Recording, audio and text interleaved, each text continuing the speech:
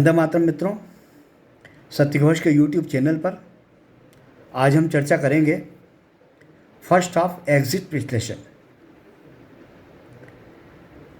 लोकसभा चुनाव 2024 के पहले हाफ में जिन सीटों पर चुनाव हुआ है, मतदान बाद का विश्लेषण। तो एक लाइन में इसका विश्लेषण है कि पूरी फिल्म नरेंद्र मोदी के इर्द गिर्द घूम रही है। टक्कर में कोई नहीं है, पर बयानों में, सोशल मीडिया में और आम भाषणों में कांग्रेस पार्टी कड़ी टक्कर की बात कर रही है।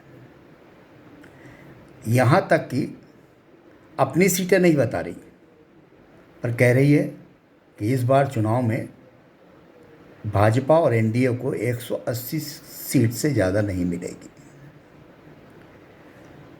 फर्स्ट हाफ में 288 सीटों पर चुनाव हुआ है और अमित शाह ने दावा किया है कि हम 180 से 200 सीटों पर जीत रहे हैं और हम 400 सीटों की ओर बढ़ रहे हैं। सेकंड हाफ का पहला मतदान 13 मई को होना है। उसके पहले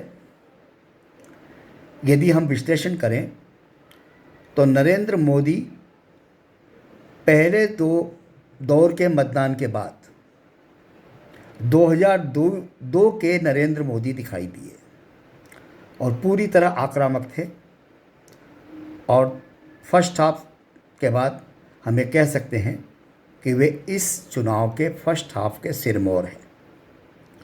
कांग्रेस पार्टी आक्रामकता दिखा रही है, लेकिन यह नहीं कह रही कि उससे कितनी सीट आ रही है। एनडीए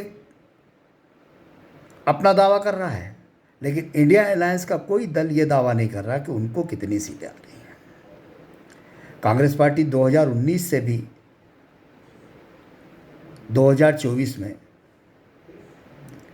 अपने उस स्थिति में भी नहीं है जो 2019 में थी।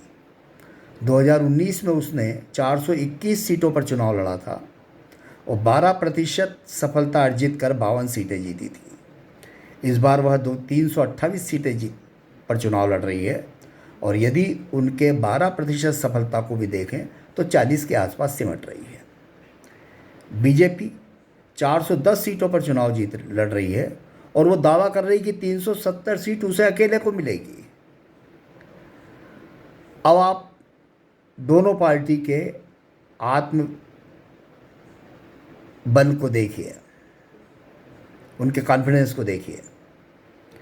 एक 410 सीटों पर लड़कर 370 का दावा कर रहे हैं, और दूसरी 328 से पर लड़ने के बाद भी वो ये दावा करने की स्थिति में नहीं है कि उसे कितनी सीटें आ रही हैं।